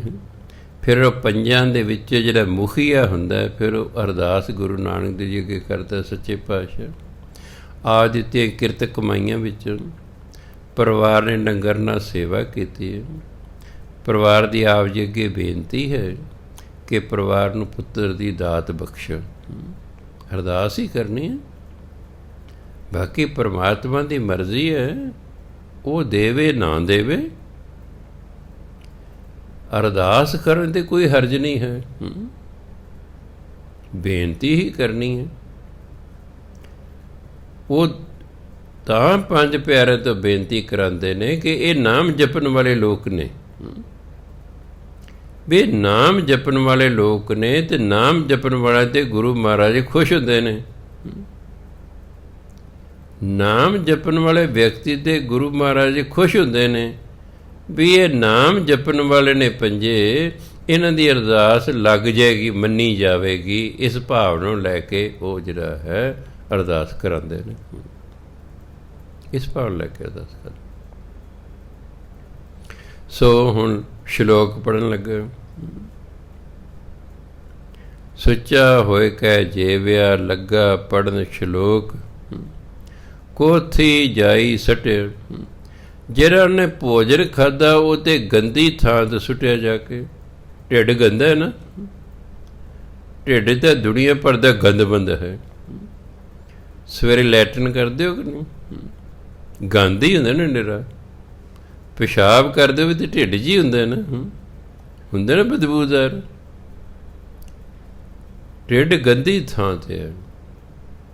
ਆਪ ਵੀ ਸੁੱਚਾ ਹੋ ਕੇ ਬੈਠਾ, ਸੁੱਚੇ ਥਾਂ 'ਤੇ ਬੈਠਾ, ਸੁੱਚਾ ਭੋਜਨ ਖਾਧਾ, ਪਰ ਉਹ ਭੋਜਨ ਗੰਦੀ ਥਾਂ 'ਤੇ ਜਾ ਕੇ ਡਿੱਗਿਆ। ਕਿਸੇ ਲੱਗਾ ਦੁੱਖ, ਹੁਣ ਇਹ ਪਾਪ ਕਿਹਨੂੰ ਲੱਗਾ? ਪਾਪ ਕਿਸ ਨੂੰ ਲੱਗਾ? ਬਾਹਰੋਂ ਸੁੱਚਾ ਹੈ ਇਨਸਾਨ, ਅੰਦਰੋਂ ਸੁੱਚਾ ਨਹੀਂ ਹੈ। ਬਾਹਰੋਂ ਸੁੱਚਾ ਹੈ, ਅੰਦਰੋਂ ਸੁੱਚਾ ਨਹੀਂ। ਸੋ ਗੁਰੂ ਮਹਾਰਾਜ ਕਹਿੰਦੇ ਇਹਨਾਂ ਵਹਿਮਾਂ ਭਰਮਾਂ 'ਚ ਨਹੀਂ ਪੈਣਾ ਹੈ। ਵੀ ਆਖਰ ਕਰ ਆਨਣੇ ਤਾਂ ਗੰਦੀ ਥਾਂ 'ਤੇ ਜਾ ਕੇ ਗਏ। ਅੰਦਰ ਤਾਂ ਗੰਦੀ ਥਾਂ ਹੀ ਹੈ ਨਾ। ਬਾਹਰ ਭਾਵੇਂ ਜਿੰਨੀ ਮਰਜ਼ੀ ਤੁਸੀਂ ਸੁੱਚਤਾ ਰੱਖ ਲਈ, ਹੁਣ ਦਾ ਭਾਵ ਹੈ ਸੁੱਚ ਪਿੱਟ ਦੇ ਚੱਕਰ 'ਚ ਨਹੀਂ ਪੈਣਾ ਤੁਸੀਂ।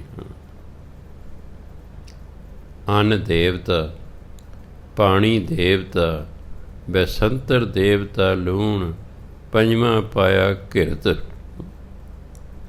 ਅੰਨ ਨੂੰ ਵੀ ਦੇਵਤਾ ਕਹਿੰਦੇ ਨੇ।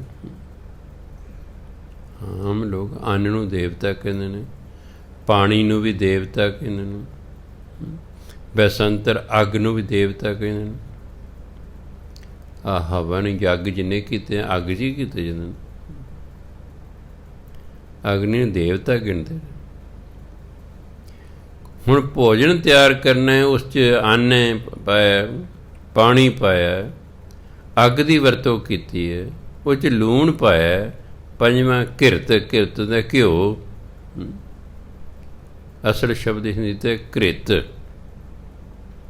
ਅਸਲ ਸ਼ਬਦ ਹੈ ਘ੍ਰਿਤ। ਉਸ ਤੋਂ ਫਿਰ ਜਿਹੜਾ ਹੈ ਪੂਰਾ ਬਣਾ ਲਿਆ ਘਿਰਤ।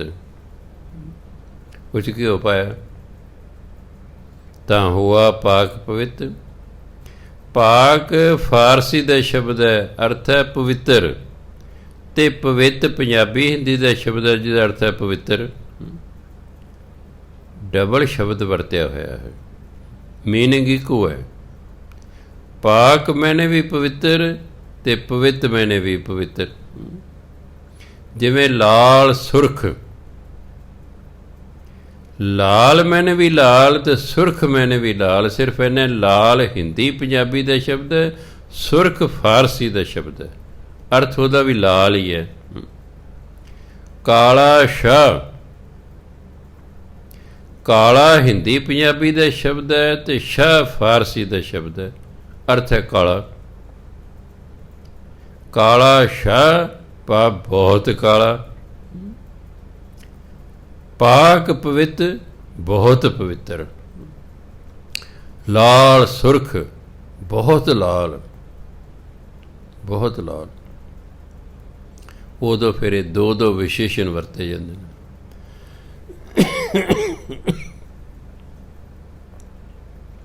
ਕਹਿੰਦਾ ਜਦੋਂ ਇਹ ਭੋਜਨ ਤਿਆਰ ਕੀਤਾ, ਭੋਜਨ ਪਵਿੱਤਰ ਹੋ ਗਿਆ ਹੈ। ਪਾਪੀ ਸਿਉ ਤਨ ਗੱਡਿਆ, ਪਰ ਭੋਜਨ ਖਾਣ ਵਾਲਾ ਪਾਪੀ ਬੰਦਾ ਸੀ। ਭੋਜਨ ਤੇ ਪਵਿੱਤਰ ਹੋ ਗਿਆ, ਭੋਜਨ ਤੇ ਪਵਿੱਤਰ ਤਿਆਰ ਕੀਤਾ। ਗੱਡਿਆ ਹੁੰਦਾ ਰਲ ਜਾਣਾ। ਜਦੋਂ ਇਹ ਭੋਜਨ ਪਾਪੀ ਦੇ ਸਰੀਰ 'ਚ ਜਾ ਕੇ ਮਿਲਿਆ ਨਾ, ਥੁੱਕਾਂ ਪਈਆਂ ਤਿੱਤ। ਆਪਾਂ ਜਦੋਂ ਕੁਝ ਵੀ ਖਾਂਦੇ ਹਾਂ, ਨਾਲ ਸਾਡੀ ਥੁੱਕ ਵੀ ਅੰਦਰ ਜਾਂਦੀ ਹੈ, ਕਿਉਂਕਿ ਕਿਸੇ ਸਵਾਦ ਲਈ ਚੀਜ਼ ਨੂੰ ਜਿਉਂ ਹੀ ਆਪਾਂ ਵੇਖਦੇ ਹਾਂ, ਸਾਡਾ ਮੂੰਹ ਗਿੱਲਾ ਹੋ ਜਾਂਦਾ, ਸਲਾਵੀਆ ਹੋ ਜਾਂਦਾ। ਜੇ ਮੂੰਹ ਗਿੱਲਾ ਨਾ ਹੋਵੇ, ਰੋਟੀ ਛੇਤੀ ਹਜ਼ਮ ਨਹੀਂ ਹੁੰਦੀ।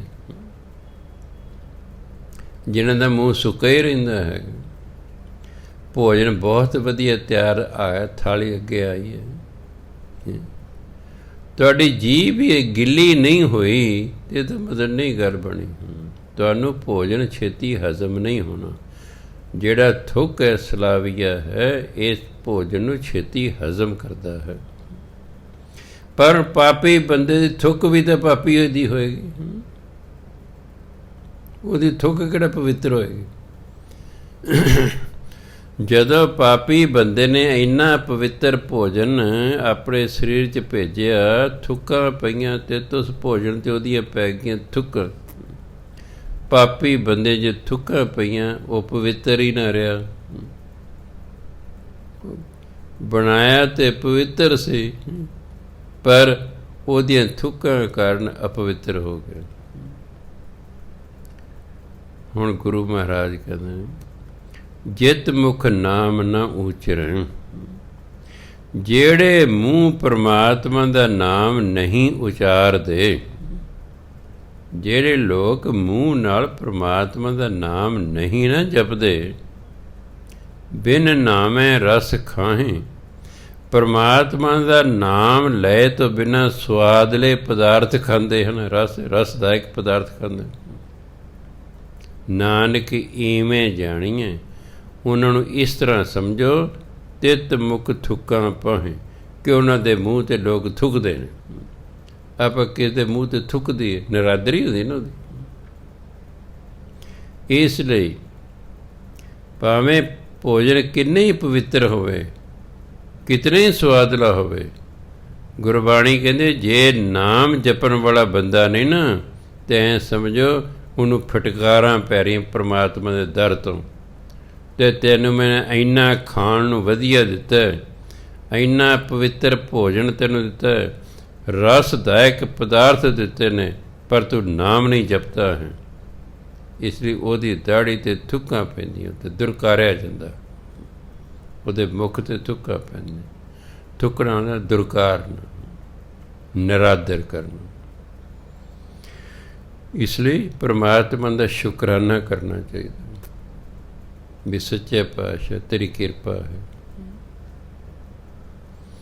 ਮੇਰੇ ਵੱਡੇ ਭਰਾ ਦਾ ਦੋਸਤ ਸੀ, ਦੋਨੋਂ ਗਿਆਨੀ ਕਰਦੇ ਸਨ ਭਵਾਨੀਗੜ੍ਹ। ਉਹਦੇ ਗੁਰੂ ਤੇਗ ਬਹਾਦਰ ਕਾਲਜ ਹੁੰਦਾ ਸੀ ਗੁਰਦੁਆਰਾ 'ਚ, ਉੱਥੇ ਗਿਆਨੀ ਕਰਦੇ ਸਨ। ਇਹ 1950 ਦੀ ਗੱਲ ਹੋਣੀ ਸ਼ਾਇਦ। ਕਦੇ ਕਦੇ ਮੇਰਾ ਭਰਾ ਆਪਣੇ ਦੋਸਤ ਦੇ ਪਿੰਡ ਵੀ ਚਲਿਆ ਜਾਂਦਾ ਹੁੰਦਾ ਸੀ। ਜਦੋਂ ਕਦੇ ਆਪਣੇ ਦੋਸਤ ਦੇ ਪਿੰਡ ਜਾਣਾ, ਦੋਸਤ ਦੇ ਬਾਪ ਨੇ ਸ਼ਾਮ ਨੂੰ ਰਹਿ ਰਸ ਕਰਨੇ। ਹਰ ਪੜ੍ਹਿਆ ਲਿਖਿਆ ਸਿੱਖ ਸ਼ਾਮ ਨੂੰ ਰੋਟੀ ਖਾਣ ਤੋਂ ਪਹਿਲਾਂ ਰਹਿ ਰਸ ਕਰਦਾ, ਪਾਠ ਕਰਦਾ ਹੈ। ਸਵੇਰੇ ਉੱਠ ਕੇ ਨਹਾ ਧੋ ਕੇ ਨਿਤਨੇਮ ਕਰਦਾ ਹੈ। ਸ਼ਾਮ ਨੂੰ 5 ਇਸ਼ਨਾਨਾਂ ਕਰਕੇ ਰਹਿ ਰਾਸ ਦਾ ਪਾਠ ਕਰਦਾ ਹੈ। ਰਹਿ ਰਾਸ ਦੇ ਪਾਠ ਤੋਂ ਬਾਅਦ ਫਿਰ ਉਸਨੇ ਕਹਿੰਦੇ ਅਰਦਾਸ ਕਰਨੀ ਉਸ ਬੰਦੇ ਨੇ, ਹੇ ਸੱਚੇ ਪਾਤਸ਼ਾਹ, ਇੰਨਾ ਜ਼ਰੂਰ ਦੇਵੀਂ ਕਿ ਕਿਸੇ ਦੇ ਅੱਗੇ ਹੱਥ ਨਾ ਅੱਡਣੇ ਪੈਣ। ਇੰਨਾ ਜ਼ਰੂਰ ਦੇਵੀਂ ਕਿ ਕਿਸੇ ਦੇ ਅੱਗੇ ਹੱਥ ਨਾ ਅੱਡਣੇ ਪੈਣ, ਪਰ ਇੰਨਾ ਵੀ ਨਾ ਦੇਵੀਂ ਕਿ ਤੇਰਾ ਨਾਮ ਹੀ ਭੁੱਲ ਜੇ। ਹਮੇਸ਼ਾ ਆਹੀ ਅਰਦਾਸ ਕਰਦੇ ਸੀ ਹਰ ਰੋਜ਼। ਹੇ ਪਰਮਾਤਮਾ, ਇੰਨਾ ਜ਼ਰੂਰ ਦੇਵੀਂ ਕਿ ਕਿਸੇ ਅੱਗੇ ਹੱਥ ਨਾ ਅੱਡਣੇ ਪੈਣ, ਪਰ ਇੰਨਾ ਵੀ ਨਾ ਦੇਵੀਂ ਕਿ ਤੇਰਾ ਨਾਮ ਹੀ ਭੁੱਲ ਜੇ। ਇਹ ਅਰਦਾਸ ਤੁਸੀਂ ਕਿਸੇ ਤੋਂ ਵੀ ਨਹੀਂ ਕਦੇ ਸੁਣੀ ਹੋਣੀ। ਹੋਰ ਦੇਵੀਂ, ਹੋਰ ਦੇਵੀਂ, ਬਸ ਇਹ ਤਾਂ ਜ਼ਰੂਰ ਸੁਣੇ ਹੋਣਗੇ, ਆ ਵੀ ਦੇਈਂ, ਉਹ ਵੀ ਦੇਈਂ, ਪਰ ਇਹ ਨਹੀਂ ਕਦੇ ਸੁਣਿਆ ਹੋਣਾ ਵੀ ਇੰਨਾ ਵੀ ਨਾ ਦੇਈਂ ਕਿ ਤੇਰਾ ਨਾਮ ਹੀ ਭੁੱਲ ਜੇ। ਕਈ ਵਾਰੀ ਮਾਇਆ ਨਾਮ ਭੁਲਾਉਂਦੀ, ਕਿਉਂ ਜਦੋਂ ਮਾਇਆ ਹੁੰਦੀ ਹੈ ਬੰਦਾ ਆਪਣਾ ਵਪਾਰ ਵਧਾ ਲੈਂਦਾ, ਬਹੁਤ ਆਪਣਾ ਬਿਜ਼ਨਸ ਵਧਾ ਲੈਂਦਾ ਹੈ, ਉਹਨੂੰ ਭਜਨ ਬੰਦਗੀ ਲਈ ਸਮਾਂ ਹੀ ਨਹੀਂ ਮਿਲਦਾ। ਉਸ ਨੂੰ ਭਜਨ ਬੰਦਗੀ ਲਈ ਸਮਾਂ ਹੀ ਨਹੀਂ ਮਿਲਦਾ, ਕਿਉਂਕਿ ਉਹਦਾ ਵਪਾਰ ਹੀ ਇੰਨਾ ਵੱਧ ਗਿਆ ਕਿ ਦਿਨ ਰਾਤ ਇਸੇ ਕੰਮ 'ਚ ਹੀ ਲੱਗਾ ਰਹਿੰਦਾ ਹੈ। ਅਤੇ ਤੁਹਾਡੇ ਕੋਲ ਚਾਹੇ ਅਰਬਾਂ ਰੁਪਈਏ ਹੋਣ, ਜਦ ਤੁਸੀਂ ਪਰਮਾਤਮਾ ਦੇ ਦਰ 'ਤੇ ਜਾਵੋਗੇ ਤਾਂ ਉਹਨੇ ਪੁੱਛਣਾ ਹੈ ਤੂੰ ਨਾ ਇਹ ਜਿਹੜਾ ਮੈਂ ਤੈਨੂੰ ਅਰਬਾਂ ਰੁਪਏ ਦਾ ਵਪਾਰ ਦਿੱਤਾ ਤਾਂ ਮੈਂ ਦਿੱਤਾ ਸੀ, ਤੂੰ ਮੇਰਾ ਧੰਨਵਾਦ ਹੀ ਨਹੀਂ ਕੀਤਾ, ਮੇਰਾ ਨਾਮ ਹੀ ਨਹੀਂ ਤੂੰ ਜਪਿਆ, ਬਸ ਇਹ ਮਾਇਆ ਕਮਾਉਣ 'ਚ ਹੀ ਲੱਗਾ ਰਿਹਾ। ਉੱਥੇ ਫਿਰ ਕੁਟਾਪਾ ਹੁੰਦਾ, ਉੱਥੇ ਕੁਟਾਪਾ। ਉੱਥੇ ਇਹ ਨਹੀਂ ਸੁਣਿਆ ਜਾਂਦਾ ਜੀ ਵਪਾਰ ਬਹੁਤ ਵੱਡਾ ਸੀ ਜੀ, ਮੈਨੂੰ ਵਿਹਲ ਨਹੀਂ ਸੀ ਲੱਗਦੀ ਜੀ, ਇਹ ਨਹੀਂ ਉੱਥੇ ਗੱਲ ਸੁਣਦੇ। ਉਹ ਕਹਿੰਦੇ ਤੈਨੂੰ ਇੰਨਾ ਖਾਣ ਪੀਣ ਪਹਿਨਣ ਨੂੰ, ਐਡੀ ਵੱਡੀ ਕੋਠੀ, ਆਵਾਜਾਈ ਦੇ ਸਾਧਨ, ਨੌਕਰ ਚਾਕਰ ਤੈਨੂੰ ਦਿੱਤੇ, ਤੇਰੇ ਕੋਲ ਮੇਰਾ ਨਾਮ ਜਪਣ ਲਈ ਸਮਾਂ ਨਹੀਂ ਸੀ। ਸੋ ਇਸ ਲਈ ਪਰਮਾਤਮਾ ਅਗਰ ਵਧੀਆ ਖਾਣ ਪੀਣ ਪਹਿਨਣ ਨੂੰ ਦੇਵੇ, ਉਹਦਾ ਧੰਨਵਾਦ ਕਰੀਦਾ, ਅਤੇ ਉਹਦੇ ਧੰਨਵਾਦ ਕਰਨ ਦਾ ਆਹੀ ਢੰਗ ਹੈ, ਉਹਦਾ ਸਿਮਰਨ ਕਰਨਾ, ਉਹਦੀ ਬਾਣੀ ਪੜ੍ਹਨਾ, ਉਹਦਾ ਨਾਮ ਜਪਣਾ, ਉਹਦੇ ਧੰਨਵਾਦੀ ਹੋਣਾ। ਪਰਮਾਤਮਾ ਨੇ ਤੁਹਾਨੂੰ ਅਮੀਰ ਕਰਨਾ, ਕੋਈ ਸਬੱਬ ਬਣਾਉਂਦਾ ਉਹ, ਪੈਸਾ ਉੱਤੋਂ ਨਹੀਂ ਡਿੱਗਿਆ ਕਰਦਾ ਕਦੇ ਵੀ। ਮੈਂ ਤਾਂ 78 ਸਾਲਾਂ 'ਚ ਕਦੇ ਦੇਖਿਆ ਨਹੀਂ ਕਦੇ ਪੈਸੇ ਦੀ ਵਰਖਾ ਕਿਸ ਦੇ ਘਰ ਹੋਈ ਹੋਵੇ। ਪੈਸਾ ਉੱਤੋਂ ਨਹੀਂ ਡਿੱਗਦਾ। ਪਰਮਾਤਮਾ ਨੇ ਤੁਹਾਨੂੰ ਅਮੀਰ ਕਰਨਾ ਹੈ, ਉਹ ਕੋਈ ਸਬੱਬ ਬਣਾਵੇਗਾ, ਸਾਧਨ ਤਾਂ ਉਸ ਨੇ ਬਣਾਉਣਾ ਨਾ ਤੁਹਾਨੂੰ ਅਮੀਰ ਕਰਨ ਦਾ। ਉਹ ਸਬੱਬ ਬਣਾਏਗਾ, ਤੁਸੀਂ ਉਸ ਸਬੱਬ ਦਾ ਲਾਭ ਉਠਾਓਗੇ ਅਤੇ ਫਿਰ ਅਮੀਰ ਹੋ ਜਾਓਗੇ, ਅਮੀਰ ਹੋ ਜਾਓਗੇ। ਸਬੱਬ ਬਣਾਉਂਦਾ, ਜਿਹਨੂੰ ਕਾਜ਼ ਕਹਿੰਦੇ ਨੇ, ਕਾਰਨ ਹੈ। ਹਰ ਚੀਜ਼ ਦਾ ਕਾਰਨ ਹੁੰਦਾ, ਹਰ ਗੱਲ ਦਾ ਕਾਰਨ ਹੁੰਦਾ ਕੋਈ। ਜੇ ਮਨੁੱਖ ਅਮੀਰ ਹੈ, ਇਹਦਾ ਵੀ ਕੋਈ ਕਾਰਨ ਹੈ, ਅਤੇ ਅਮੀਰ ਤੋਂ ਗਰੀਬ ਹੋ ਗਿਆ, ਇਹਦਾ ਵੀ ਕੋਈ ਕਾਰਨ ਹੈ। ਹੁਣ ਕਿੰਨੇ ਹੀ ਲੋਕਾਂ ਦੀਆਂ ਨੌਕਰੀਆਂ 4-5 ਮਹੀਨੇ ਟੁੱਟ ਗਈਆਂ ਨੇ, ਕਾਰਨ ਹੈ ਨਾ ਕਰੋਨਾ, ਕਾਰਨ ਹੈ ਕਿ ਸਭ ਫੈਕਟਰੀਆਂ, ਸਭ ਵੱਡੇ ਵੱਡੇ ਬਿਜ਼ਨਸ ਬੰਦ ਹੋ ਗਏ। ਉਹਨਾਂ ਨੇ ਜਵਾਬ ਦੇ ਦਿੱਤਾ ਵੀ ਜੇ ਸਾਨੂੰ ਹੀ ਆਮਦਨ ਨਹੀਂ, ਅਸੀਂ ਤੁਹਾਨੂੰ ਕਿੱਥੋਂ ਤਨਖਾਹਾਂ ਦਈਏ, ਕਿੱਥੋਂ ਤਨਖਾਹਾਂ ਦਈਏ। ਬੇਰੁਜ਼ਗਾਰੀ ਹੋ ਗਈ। ਇਹ ਸਬੱਬ ਬਣ ਗਿਆ ਹੈ, ਇੱਕ ਸਬੱਬ ਬਣ ਗਿਆ, ਕਾਰਨ ਬਣ ਗਿਆ ਹੈ। ਇਸ ਲਈ ਕਹਿੰਦੇ ਜਿਹੜਾ ਨਾਮ ਨਹੀਂ ਨਾ ਜਪਦਾ ਅਤੇ ਉਂਝ ਖਾਂਦਾ ਪੀਂਦਾ, ਐਂ ਸਮਝੋ ਉਹਦੇ ਮੂੰਹ 'ਤੇ ਥੁੱਕਾਂ ਪੈ ਰਹੀਆਂ ਹਨ, ਭਾਵ ਉਹਦੀ ਨਿਰਾਦਰੀ ਹੁੰਦੀ। ਅੱਗੇ ਮਹਿਲਾ ਪਹਿਲਾ, ਭੰਡ ਜੰਮੀਏ ਭੰਡ ਨਿਮੀਏ ਭੰਡ ਮੰਗਣ ਵਿਆ। ਇਹ ਬਹੁਤੇ ਵਿਆਹੋ ਪੜ੍ਹਦੇ ਨੇ, ਖਿਆਲ ਰੱਖਣੇ ਵਿਆਹੋ ਨਹੀਂ ਹੈ। ਹਾਹੇ ਨੂੰ ਔਂਕੜ ਦੀ ਇਸ ਲਈ ਲੱਗਿਆ ਕਿ ਵਿਆਹ ਸ਼ਬਦ ਇੱਕ ਵਚਨ ਹੈ, ਇੱਕ ਵਚਨ ਬਣਾਉਣ ਲਈ ਹਾਹੇ ਨੂੰ ਔਂਕੜ ਲੱਗਾ। ਜਿਵੇਂ ਮੰਗਣ ਅਣਾਣੇ ਨੂੰ ਔਂਕੜ ਲੱਗਿਆ ਨਾ, ਇਹ ਇੱਕ ਵਚਨ ਬਣਾਉਣ ਲਈ ਔਂਕੜ। ਵਿਆਹ ਹਾਹੇ ਨੂੰ ਔਂਕੜ ਬੋਲਣ ਲਈ ਨਹੀਂ ਹੈ, ਵਿਆਹੋ ਨਹੀਂ ਹੁੰਦਾ। ਆਪਾਂ ਆਮ ਹੀ ਕਹਿੰਦੇ ਤੇਰਾ ਕਦੋਂ ਵਿਆਹ ਹੋਇਆ, ਆਪਾਂ ਇਹ ਤਰੀਕੇ ਨਾਲ ਤੇਰਾ ਕਦੋਂ ਵਿਆਹੋ ਹੋਇਆ, ਵਿਆਹ ਹੀ ਕਹਿੰਦੇ ਨਾ। ਹਾਹੇ ਨੂੰ ਔਂਕੜ ਬੋਲਣ ਲਈ ਨਹੀਂ ਹੈ। ਇਹ ਤਾਂ ਇਹ ਦੱਸ ਰਿਹਾ ਹਾਹੇ ਨੂੰ ਔਂਕੜ ਕਿ ਵਿਆਹ ਸ਼ਬਦ ਪੁਲਿੰਗ ਹੈ, ਪੁਲਿੰਗ ਹੈ ਅਤੇ ਇੱਕ ਵਚਨ ਹੈ, ਇਸ ਲਈ ਹਾਹੇ ਨੂੰ ਔਂਕੜ ਲੱਗਾ, ਬੋਲਣ ਲਈ ਨਹੀਂ ਹੈ। ਭੰਡ ਮੰਗਣ ਵਿਆ, ਭੰਡੋਂ ਹੋਵੇ ਦੋਸਤੀ ਭੰਡੋਂ ਚੱਲੇ ਰਾਹ। ਅਗਰ ਰਾਹੋ ਨਹੀਂ ਪੜ੍ਹਨਾ, ਰਾਹ ਨਾਮ ਹੈ। ਨਾਮ ਹੋਵੇ, ਪ੍ਰਣਾਮ ਹੋਵੇ, ਵਿਸ਼ੇਸ਼ਣ ਹੋਵੇ, ਹਾਹੇ ਨੂੰ ਔਂਕੜ ਨਹੀਂ ਬੋਲਦਾ। ਰਾਹ ਇੱਕ ਵਚਨ ਹੈ, ਇਸ ਲਈ ਹਾਹੇ ਨੂੰ ਔਂਕੜ ਲੱਗਾ, ਰਾਹੋ ਨਹੀਂ ਹੈ, ਇਹਨੂੰ ਰਾਹ ਬੋਲਣਾ। ਫਿਰ ਸੁਣ ਲਓ ਇੱਕ ਵਾਰੀ, ਭੰਡ ਜੰਮੀਏ ਭੰਡ ਨਿਮੀਏ ਭੰਡ ਮੰਗਣ ਵਿਆ। ਭੰਡੋਂ ਹੋਵੇ ਦੋਸਤੀ ਭੰਡੋਂ ਚੱਲੇ ਰਾਹ। ਭੰਡ ਮੁਆ ਭੰਡ ਭਾਲੀਏ ਭੰਡ ਹੋਵੇ ਬੰਧਾਨ। ਸੋ ਕਿਉ ਮੰਦਾ ਆਖੀਏ ਜਿਤ ਜੰਮੇ ਰਾਜਾਨ। ਭੰਡੋਂ ਹਾਹਿਤ ਟਿੱਪੀ, ਭੰਡੋਂ ਹੀ ਭੰਡ ਊਪਜੈ ਭੰਡੈ ਬਾਝ ਨ ਕੋਏ। ਨਾਨਕ ਭੰਡੈ ਬਾਹਰਾ, ਏਕੋ ਸੱਚਾ ਸੋਏ। ਜਿਤ ਮੁਖ ਸਦਾ ਸਲਾਹੀਐ, ਭਾਗਾਂ ਰਤੀ ਚਾਰ। ਨਾਨਕ ਤੇ ਮੁਖ ਊਜਲੇ, ਤਿਤ ਸੱਚੈ ਦਰਬਾਰ। ਭੰਡ ਔਰਤ ਨੂੰ ਕਹਿੰਦੇ, ਭੰਡ ਜੰਮੀ ਹੈ। ਔਰਤ ਤੋਂ ਹੀ ਮਨੁੱਖ ਪੈਦਾ ਹੁੰਦਾ, ਭੰਡ ਨਿੰਮੀ ਹੈ। ਔਰਤ ਦੇ ਪੇਟ ਦੇ ਵਿੱਚ ਹੀ ਮਨੁੱਖ ਪਲਦਾ ਹੈ। ਭੰਡ ਮੰਗਣ ਵਿਆਹ, ਔਰਤ ਦੇ ਨਾਲ ਹੀ ਮੰਗਣੀ ਹੁੰਦਾ ਹੈ, ਔਰਤ ਦੇ ਨਾਲ ਹੀ ਵਿਆਹ ਹੁੰਦਾ। ਭੰਡੋਂ ਹੋਵੇ ਦੋਸਤੀ, ਔਰਤ ਤੋਂ ਹੀ ਅੱਗੇ ਦੋਸਤੀ ਚੱਲਦੀ ਹੈ। ਅੱਗੇ ਬੱਚੇ ਹੋਣਗੇ, ਫਿਰ ਆਪਸ 'ਚ ਦੋਸਤ ਬਣਨਗੇ। ਜੇ ਬੱਚੇ ਕੋਈ ਨਹੀਂ ਹੋਏਗਾ ਸੰਸਾਰ 'ਚ, ਤੇ ਫਿਰ ਦੋਸਤ ਕਿਹਨੂੰ ਬਣਾਓਗੇ? ਭੰਡੋਂ ਹੋਵੇ ਦੋਸਤੀ, ਭੰਡੋਂ ਚੱਲੇ ਰਾਹ। ਇੱਥੇ ਰਾਹ ਦਾ ਮਤਲਬ ਇਹ ਜੀਵਨ ਦਾ ਰਸਤਾ। ਇਹ ਸੰਸਾਰ ਔਰਤ ਕਾਰਨ ਹੈ। ਜੇ ਔਰਤ ਹੀ ਨਾ ਹੋਵੇ, ਸੰਸਾਰ ਖਤਮ। ਕੋਈ ਜੰਮੇਗਾ ਹੀ ਨਹੀਂ ਤੇ ਮੁੱਕ ਗਿਆ ਕੰਮ। ਭੰਡ ਮੂਆ, ਭੰਡ ਭਾਲੀ। ਇੱਕ ਔਰਤ ਮਰ ਜਾਂਦੀ ਹੈ, ਬੰਦਾ ਦੂਜੀ ਜਨਾਨੀ ਨਾਲ ਵਿਆਹ ਕਰਾਉਣ ਦੀ ਕੋਸ਼ਿਸ਼ ਕਰਦਾ, ਦੂਜੀ ਲੱਭਦਾ। ਭੰਡ ਹੋਵੇ ਬੰਧਾਨ, ਇਹ ਸਮਾਜ ਦਾ ਜਿਹੜਾ ਬੰਧਨ ਹੈ ਨਾ, ਇਹ ਔਰਤ ਕਾਰਨ ਹੀ ਹੈ।